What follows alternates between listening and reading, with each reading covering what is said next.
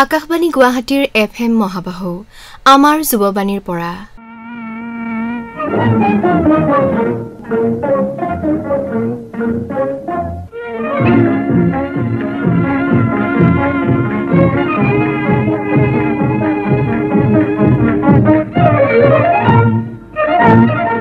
আমাৰ যুৱবাণীৰ পৰা অনুষ্ঠানটিৰ আৰম্ভণিতে আগবঢ়াইছো সায়ন্তন শইকীয়াৰ কথিকা ভূপেন হাজৰিকাৰ গীতত মানৱতাবোধ আৰু সমন্বয়ৰ বাৰ্তা। 1949 চন বৰফাবৃত চিকাগো ৰেল ষ্টেচনৰ জিৰণি চৰাত থকা এখন চকীত এজন 23 বছৰীয়া যুৱক নিৰলে বহি আছে। কপাহৰ দৰে আকাশৰ পৰা টুকুৰা টুকুৰকৈ সৰি পৰা বৰফৰ সৰু সৰু কণাবোৰ তেওঁ চাই আছে। সন্মুখত ধৱল বৰণৰ এখন পৃথিৱী। যুৱকজন শাৰীৰিকভাৱে চিকাগোত থাকিলেও তেখেতৰ উৰণীয়া মনে দেশে দেশে ঘূৰি ফুৰিছিল।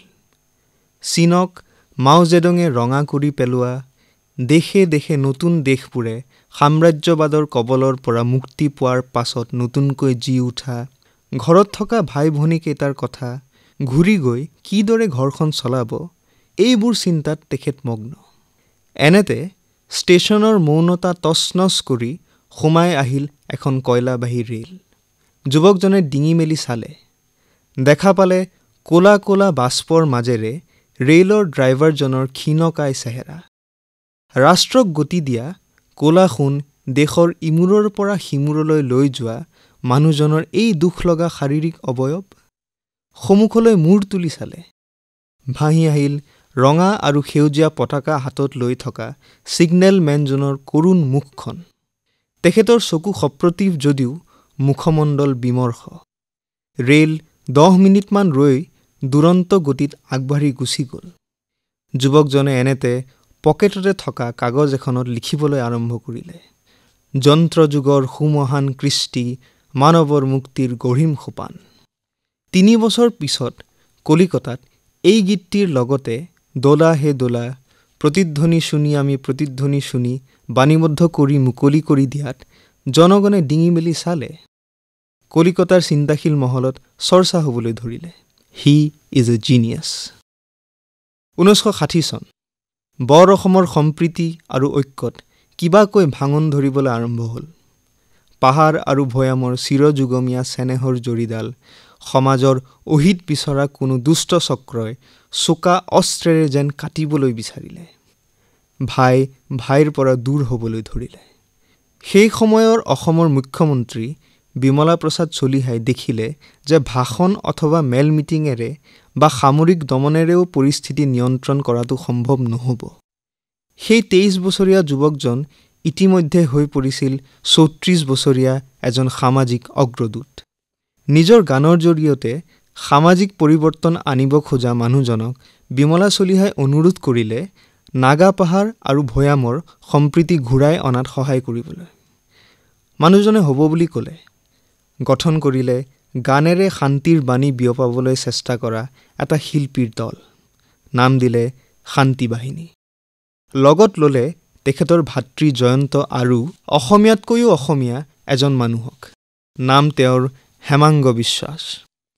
যিদৰে প্ৰখৰ ৰ'দত কিঞ্চিতমান পানীয়ে মৰহিবলৈ ধৰা ফুল এপাহক জীৱনদান দিব পাৰে, ঠিক সেইদৰে এই শান্তি বাহিনীয়ে বৰ অসমক দেই পুৰি নিয়া দিনবোৰত অমোঘ বাৰিষাৰ কাম কৰিলে। মানুহজনে হেং ডাউন ইয়ৰ হেড টম ডুলি নামৰ আমেৰিকাৰ এটা লোকসংগীতৰ সুৰৰ আধাৰত সৃষ্টি কৰি উলিয়ালে চিৰকালৰ বাবে মানৱতাৰ জয়গান গোৱা গীতটি। গীতটি হ'ল মানুহে মানুহৰ বাবে যদিহে অকণো নেভাবে, অকণি সহানুভূতিৰে ভাবিব কোনে নোকোৱা সমনীয়া।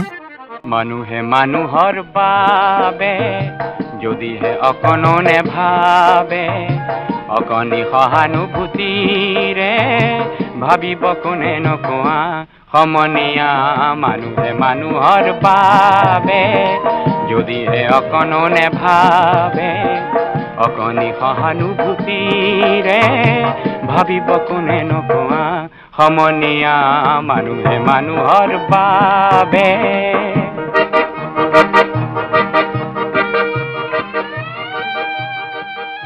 এই গীতটি অসমৰ ইমূৰৰ পৰা সিমূৰলৈ গোৱাত মানুহৰ চকু সেমেকি উঠিছিল।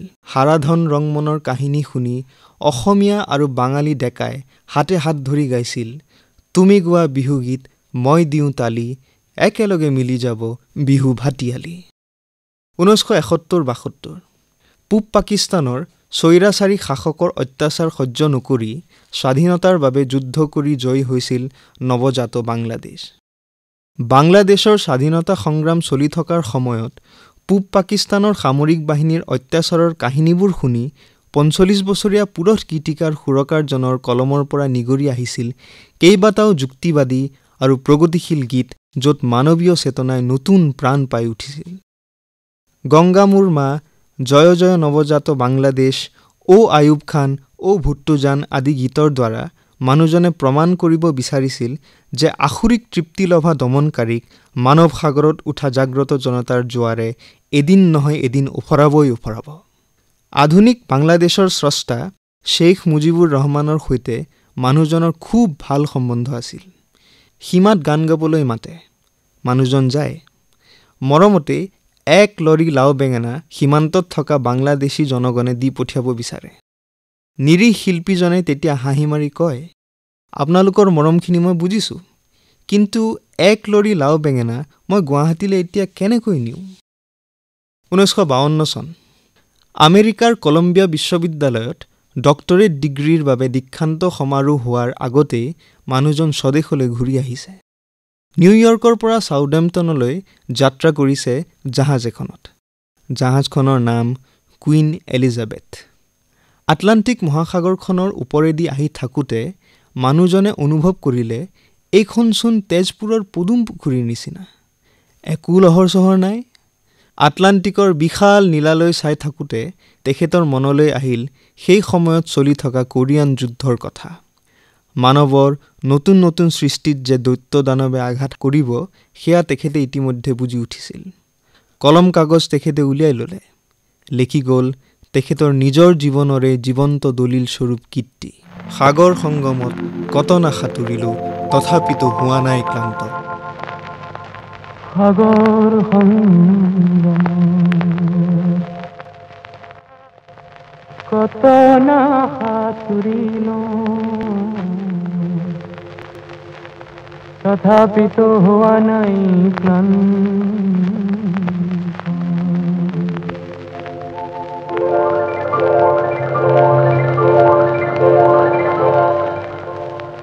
সাগৰ সংগমত,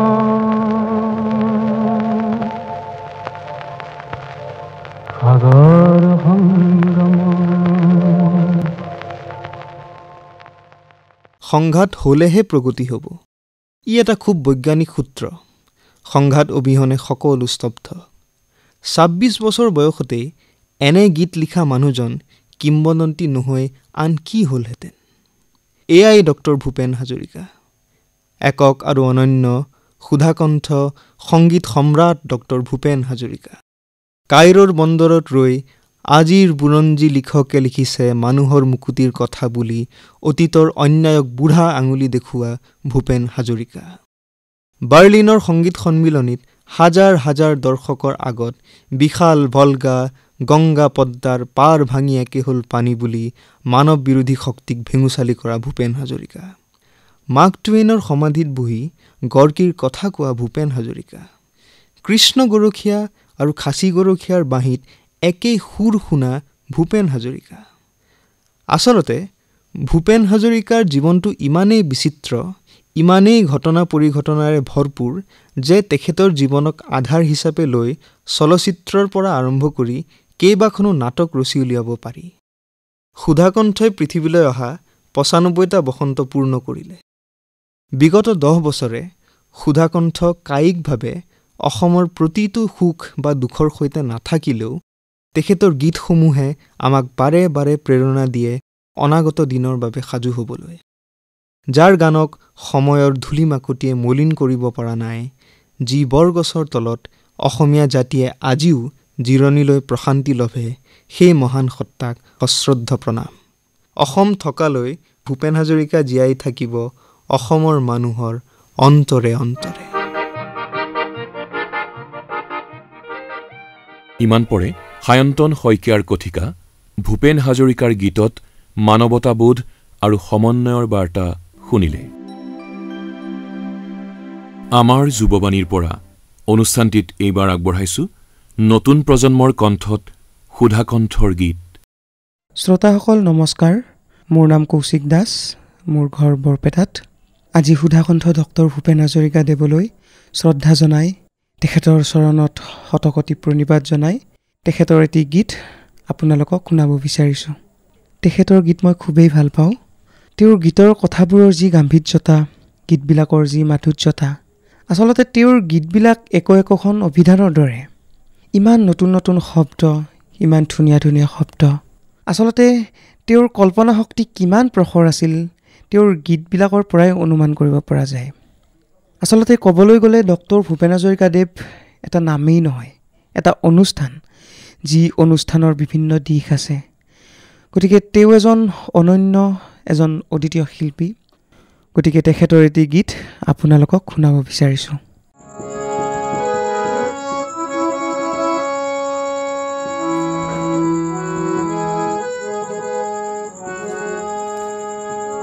মিঠা মিঠা বহাগৰ গীত এটিকে ৰচো বুলি ভাবিলো, এনেতে চুচুক চামাকৈ কাষ চাপিলা, মই যেন ভাষা পালো। মিঠা মিঠা বহাগৰ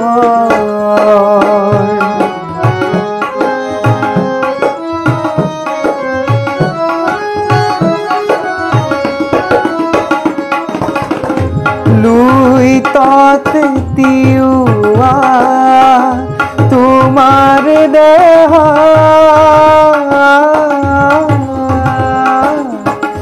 মাহ আৰু হালধিৰ সুবাস ঘৰ,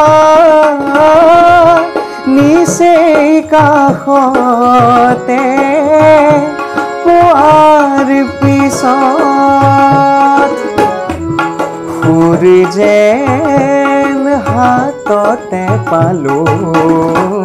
মিঠা মিঠা বহাগৰ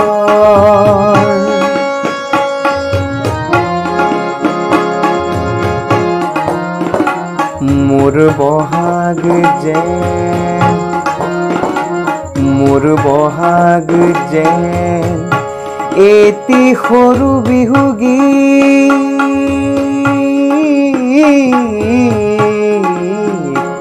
মোৰ বহাগ যেন এটি সৰু বিহু গীত, কৰবাত হেৰাই যোৱা আজি যেন হঠাতে পোৱা, এক জাক গাভৰুৱে হঠাতে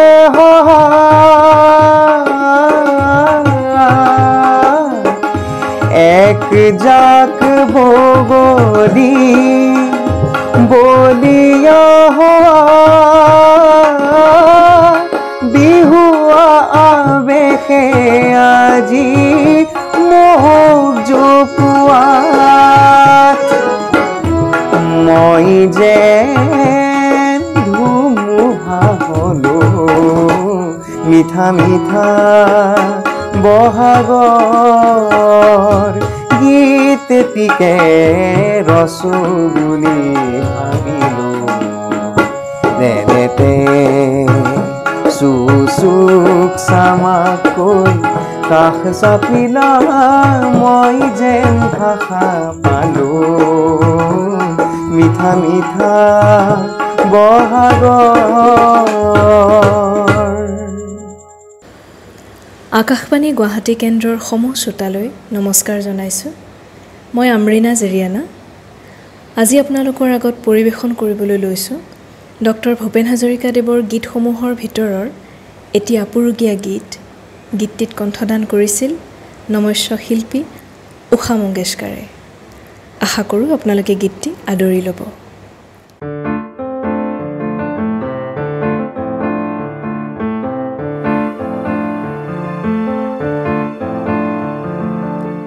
মালতী কথা এটি শুনা কাণ পাতি মোৰ হেনো বিয়া হ'ব এইটো বহাগতে মোৰ বুকু খনি ধৰে ভৰাই নতুন ওলাহতে। অ মালতী কথা এটি শুনা কাণ পাতি মোৰ হেনো বিয়া হ'ব এইটো বহাগতে মোৰ বুকু খনি ধৰে ভৰাই নতুন ওলাহতে।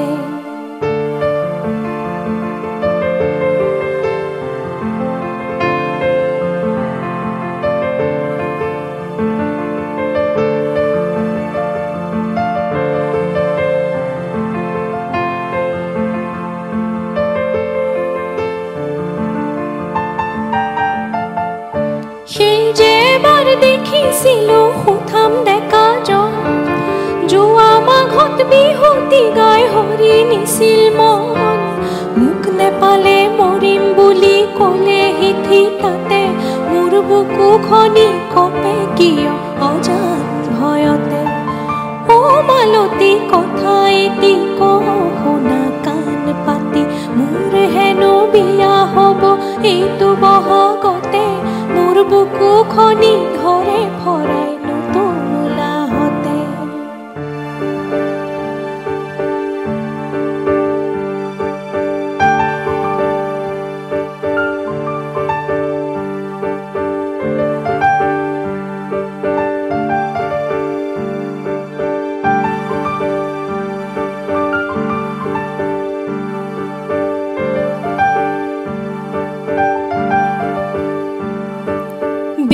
তলতে হেৰাম নোৱা বহি হতে হেৰাম ভাবিলে গাখীৰে খীৰাই। বীৰ তলতে হেৰাম নোৱা বহি হতে হেৰাম ভাবিলে গাখীৰে খীৰাই। হোমৰে অগণি হেৰাম দীঘলকে উৰণি হেৰাম ভাবিলে মন ধপে ধপাই। ভাবিছিলো বিয়া কৰি নিব চহৰলে চাকৰি বিচাৰি নেযায় বুলি খুলি ক'লে।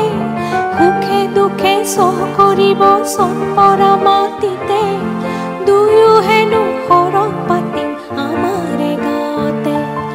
অ মালতী কথা এটি শুনা কাণ পাতি মোৰ হেনো বিয়া হ'ব এইটো বহাগতে মোৰ বুকু খনি ধৰে ভৰাই নতুন ওলাহতে।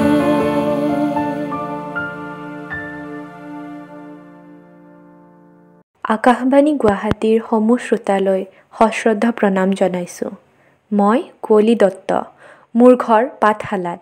আজি সুধাকণ্ঠ ডক্টৰ ভূপেন হাজৰিকাদেৱলৈ শ্ৰদ্ধা জ্ঞাপন কৰি তেখেতৰ এটি কালজয়ী গীত গাবলৈ মই প্ৰয়াস কৰিছোঁ। গীতটি পৰিৱেশন কৰোঁতে কিবা ভুল ভ্ৰান্তি হ'ব পাৰে, আপোনালোকে ক্ষমা কৰি দিয়ে যেন। এয়া গীতটি আপোনালোকৰ মাজলৈ আগবঢ়ালোঁ। গুপুতে গুপুতে কিমান খেলিম আলিংগনৰে খেলা চতিয়া আকাশে বতাহে দুয়োৰে ৰঙৰে মেলা। গুপুতে গুপুতে কিমান খেলিম আলিংগনৰে খেলা।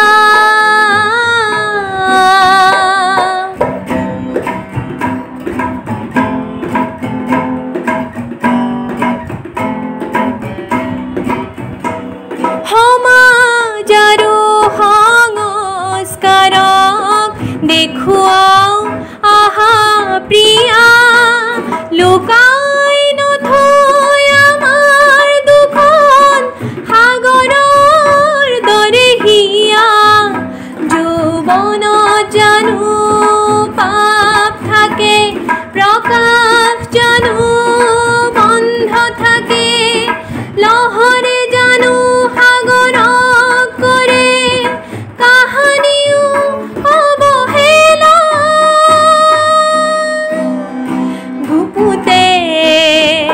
গুপুতে কিমান খেলিম আলিঙ্গনৰে খেলা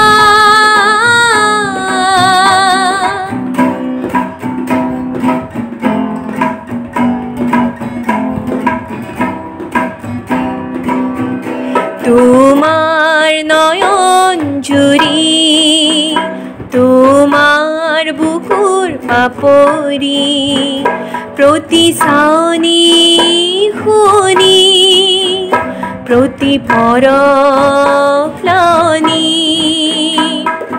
বন্ধ ঘৰৰ খিৰিকী দুৱাৰ খোলা আজি প্ৰিয়া খোলা নেলাগে আৰু দেখুৱাব আজি শালীনতাৰ শৃংখলা মৰমত জানো নিয়ম থাকে ধুমুহাৰ জানো পৰিধি থাকে প্ৰভাতক জানো ঢাকিব পাৰি পিন্ধাই লজৰ মালা গুপুতে গুপুতে কিমান খেলিম আলিঙ্গনৰে খেলা ছটিয়া আকাশে বতাহে দুয়োৰে ৰঙৰে মেলা গুপুতে গুপুতে কিমান খেলি আলিঙ্গনৰে খেলা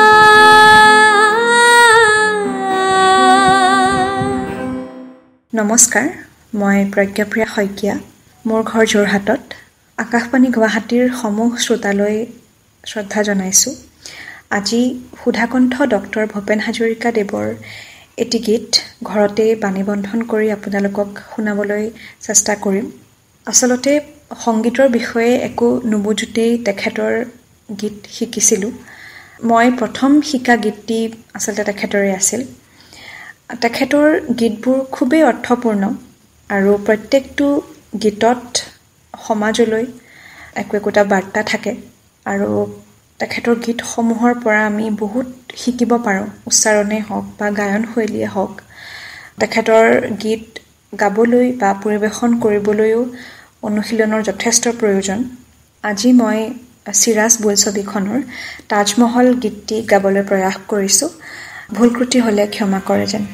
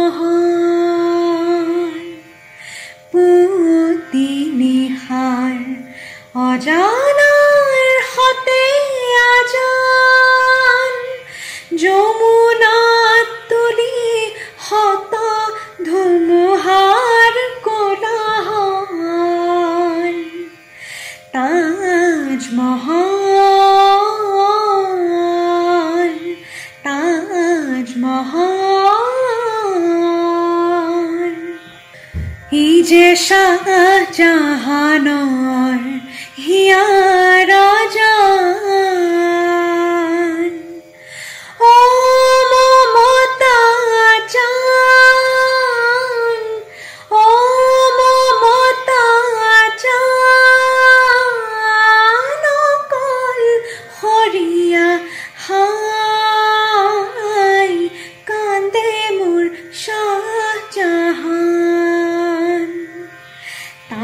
তাজমহল তাজমহল তাজমহল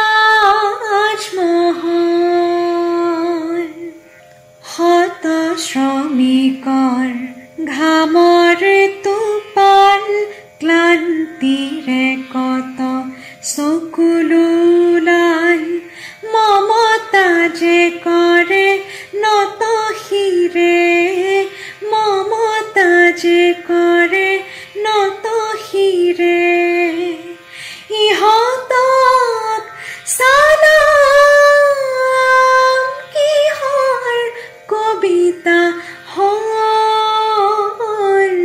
গঢ়িলা তাজমহল তাজমহল তাজমহল তাজমহল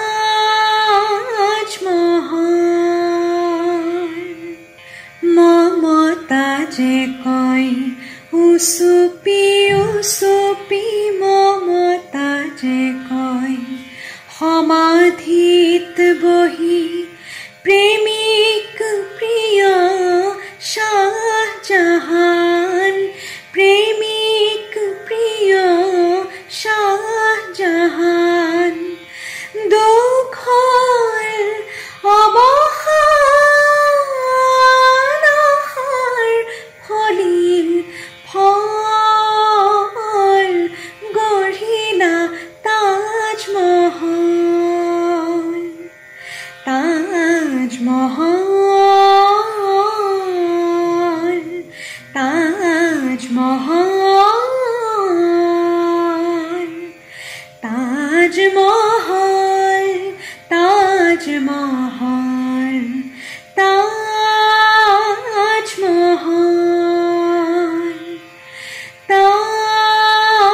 তাজমহল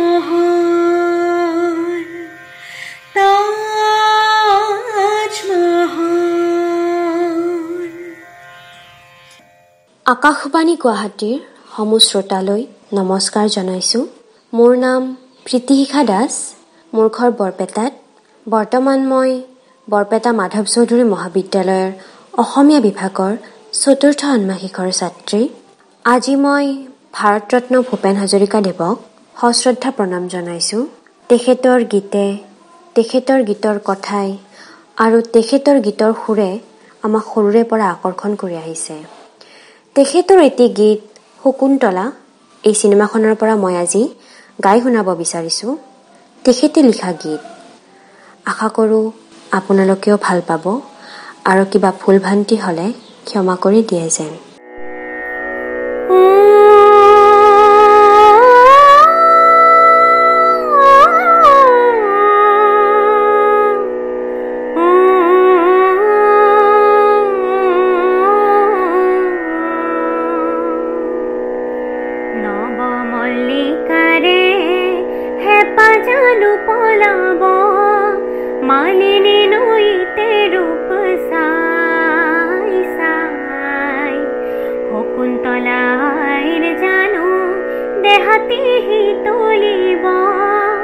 পদুমরে পরখন পাই পাই নবমল্লিকারে হেপা জানু পলাব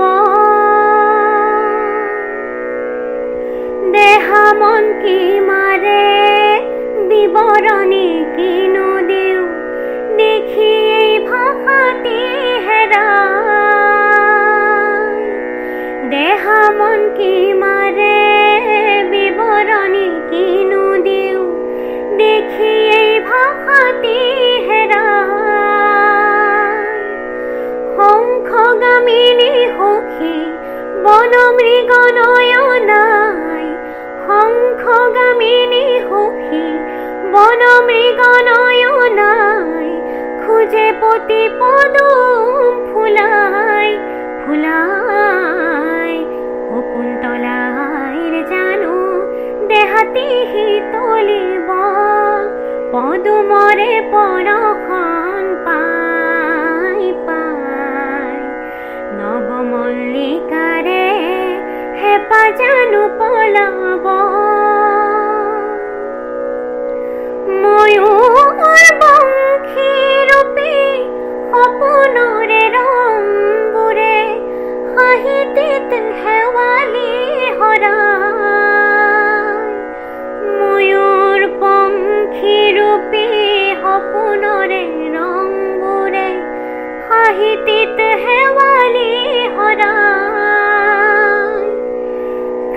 ভ্ৰমৰ গুঞ্জন ধ্বনি শুনা যদি সখী তুমি, ভ্ৰমৰ গুঞ্জন ধ্বনি শুনা যদি সখী তুমি, নেযাবা লৰি পলাই পলাই। শকুন্তলাইৰ জানো দেহাতি শীতলিব, পদুমৰে পৰখন পাই পাই। নৱমল্লিকাৰে হেপা জানো পলাব, মালিনী নৈতে ৰূপ চাই চাই, মালিনী নৈতে ৰূপ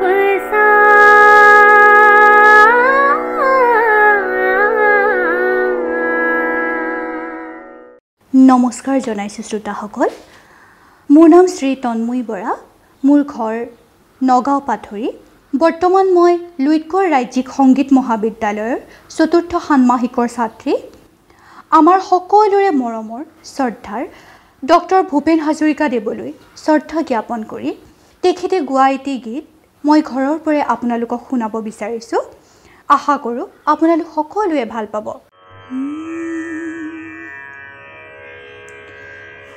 অস্ত আকাশৰে সপোন ৰহন হানি, ক্লান্ত লুইতৰে হেঙুলীয়া পানী, বৈ যায় বৈ যায় বৈ যায়। অস্ত আকাশৰে সপোন ৰহন হানি, কোন সুন্দৰৰে শিল্পীয়ে পদুম ফুলৰ নাৱেৰে ময়ূৰ পংখী ৰহনবোৰ দিয়ে ছটিয়াই। দুয়ো পাৰে কত মানুহ, কত যে ইতিহাস, কত যুগৰ শত আশা নিৰাশাৰে নিশ্বাস। লক্ষ্য যদি দিগন্ত শিল্পী হে তোমাৰ, পদুমৰে পাঞ্চৈ চপুৱাই বাৰ, দেখিবা জীৱনৰে দেখিবা জীৱনৰে দিগন্ত পাৰ। বেলি যে যায় বেলি যে যায় বেলি যে যায়, অস্ত আকাশৰে সপোন ৰহন হানি। আকাশবাণী গুৱাহাটী কেন্দ্ৰৰ শ্ৰোতাবৃন্দলৈ মোৰ নমস্কাৰ জনাইছোঁ। মই বৈশালী বৰা। মোৰ ঘৰ চৰাইদেউৰ সোণাৰীত। আজি মই আপোনালোকৰ আগত পৰিৱেশন কৰিবলৈ লৈছোঁ সুধাকণ্ঠ ডক্টৰ ভূপেন হাজৰিকাদেৱৰ এটি চিৰযুগমীয়া গীত। আশা কৰোঁ সকলোৱে আদৰি ল'ব। সিন্দুৰ সিন্দুৰ ফুট দিয়ে, সিন্দুৰ সিন্দুৰ ফুট দিয়ে, পাতকা ভৰ ভৰুৰ কপালতে সলাজ মৰম কি দি কি যে সোৱাদ পাই মই আজিও নুবুজো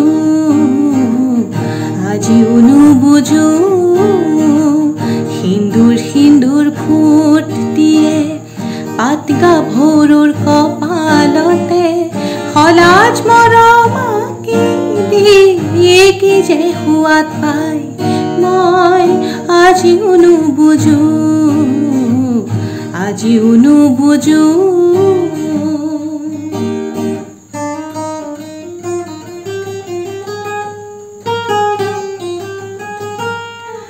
গোলাপ গোলাপ গালতে নিয়ৰৰে ঘামবোৰে অকাই পকাই বৈ বৈ কি যে সোৱাদ পাই মই আজিও নুবুজো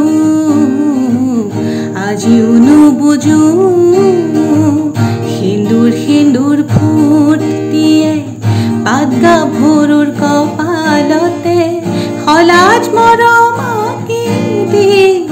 কি যে সোৱাদ পাই মই আজিও নুবুজো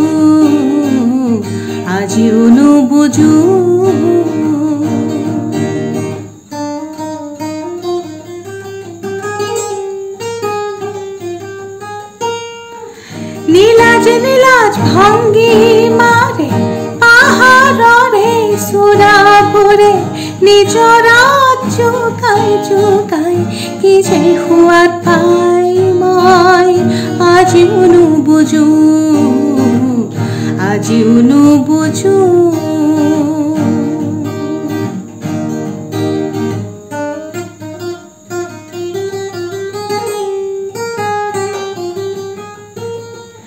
কপাহ কপাহ মেখেলাই ঢাকি থোৱা নখেৰে ধূলিত ছবি আঁকি তাই কি যে সোৱাদ পাই মই আজিও নুবুজো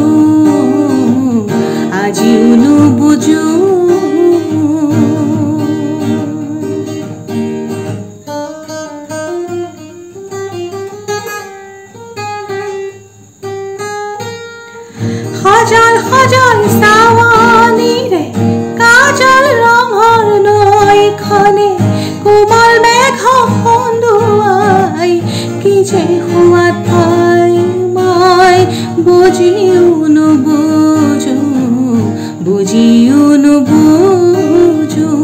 সিন্দুৰ সিন্দুৰ ফুট দিয়ে পাত গাভৰুৰ কপালতে সলাজ মৰম কি কি যে সোৱাদ পাই মই আজিও নুবুজো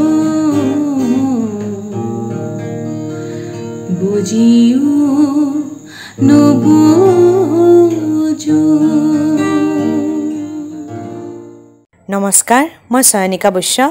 মোৰ ঘৰ নলবাৰীৰ অময়াপুৰ গাঁৱত। আজি মই আকাশবাণীৰ সমূহ শ্ৰোতাক ডক্টৰ ভূপেন হাজৰিকা দেৱৰ তুমি বিয়াৰ নিশাৰ গীতটি গাই শুনাব বিচাৰিছোঁ। এই গীতটিত মোৰ লগত বাদ্যত সংগত কৰিছে মোৰ দাদা ধ্ৰুৱজ্যোতি বৈশ্যই। আশা কৰোঁ আপোনালোক আটায়ে ভাল পাব।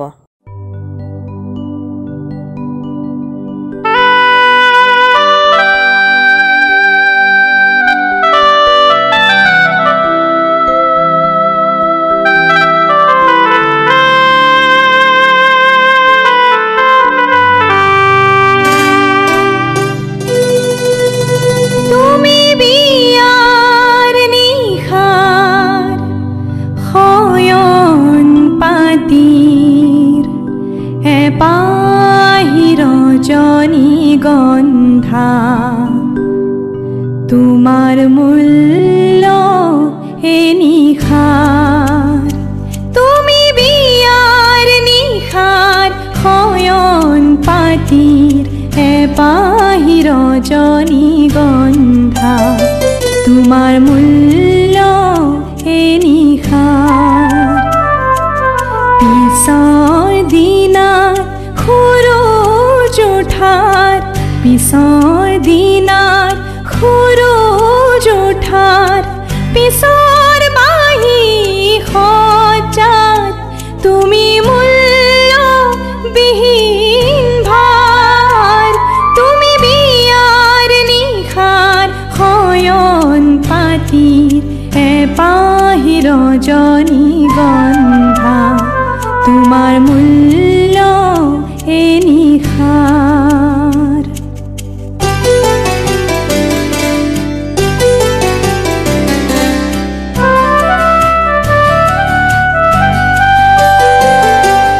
তুমি ফুলিছিলা আশাৰে বহুত আঁচনি গন্ধবিহীন কোঠাতে তুমি সুৰভি বিলাবলৈ মালিয়ে তোমাক চিঙাৰ পিছত কিয় কৰা হাহাকাৰ তুমি বিয়াৰ নিশাৰ শয়ন পাতিৰ এপাহি ৰজনী গন্ধা তোমাৰ মূল্য এ নিশাৰ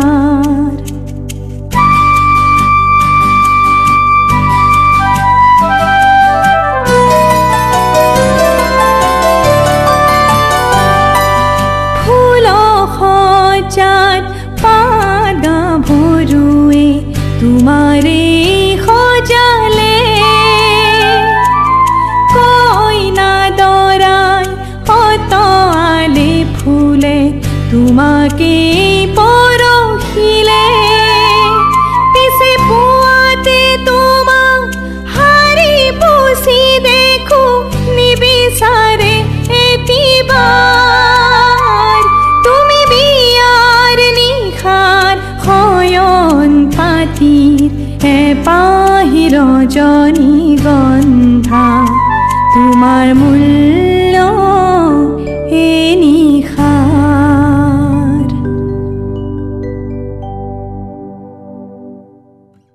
নমস্কাৰ মোৰ নাম দীপশিখা বৈশ্য মোৰ ঘৰ নলবাৰীৰ অময়াপুৰ গাঁৱত আজি মই ডক্টৰ ভূপেন হাজৰিকা দেৱৰ শৈশৱতে ধেমালিতে গীতটি গাই শুনাব বিচাৰিছোঁ আশা কৰোঁ আপোনালোক সকলোৱে ভাল পাব মোৰ লগত বাদ্যযন্ত্ৰত সংগত কৰিছে মোৰ দাদা শ্ৰী ধ্ৰুৱজ্যোতি বৈশ্যই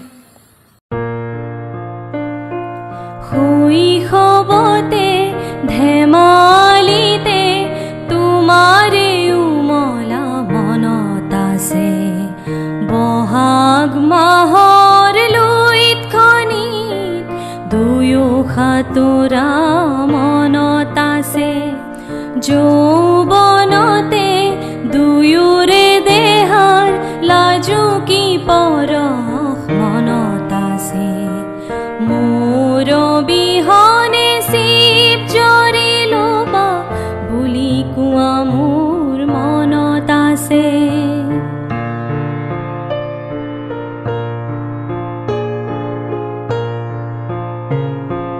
বহাগ মাহৰ লগতে দিন আহিল বৰ দৈছিলা সেই ধুমুহাত কাৰোবাৰ হতে তুমি দেখো গুচি গলা মনৰ গৰাকী এৰি তুমি ধনৰ গৰাকী বৰিলা ধন ধন বুলি ধনৰ প্ৰেমেৰে স্বৰূপ প্ৰকাশ কৰিলা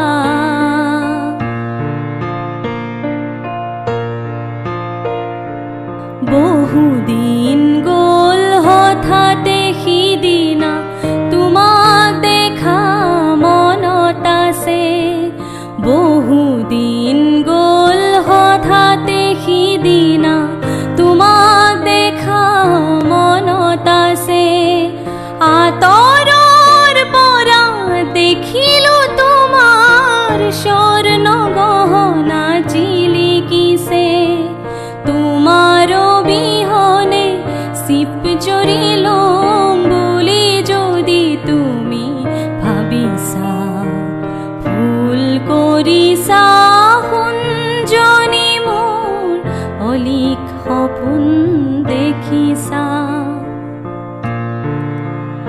জীয়াই থাকিম জীয়াই থাকি এখন সমাজ গঢ়িবৰ মোৰ মন আছে ও জীয়াই থাকি এখন সমাজ গঢ়িবৰ মোৰ পণ আছে য'ত সোণত কয়ো মানুহৰ দাম সোণত কয়ো মানুহৰ দাম অলপ হ'লেও বেছি আছে অলপ হ'লেও বেছি আছে অলপ হ'লেও বেছি আছে অলপ হ'লেও বেছি আছে।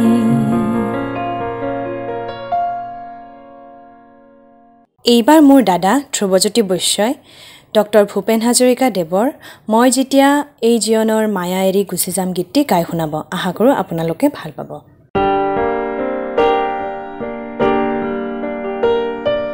মই যেতিয়া এই জীৱনৰ মায়া এৰি গুচি যাম আশা কৰোঁ মোৰ চিতাৰ কাষত তোমাৰ সঁহাৰি পাম নেলাগে মোৰ শুৱনি সভা নেলাগে মিছা নাম তোমাৰে টুপি চকুলো পালে মই পাম মোৰ দাম মই যেতিয়া এই জীৱনৰ মায়া এৰি গুচি যাম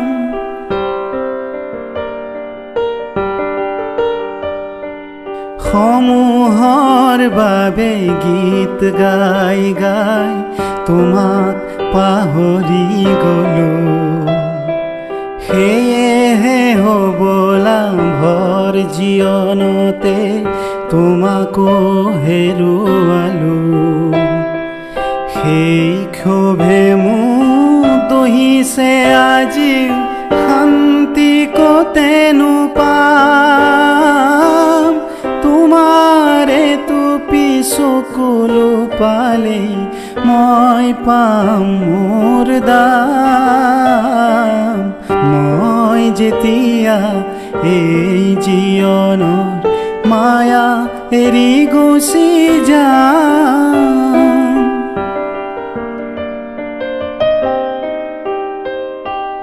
মোৰ জীৱনৰ সংগ্ৰামখিনি ফহিয়াই চালে পাম তুমি নিদিয়া মৰমখিনিতে আছিল সৰগী ধাম সেই সৰগী ধামখনি মই তোমাৰ বুকুতে পাম তোমাৰে টুপি চকুলো পালে মই পাম মোৰ দাম মই যেতিয়া এই জীৱনৰ মায়া এৰি গুচি যাম।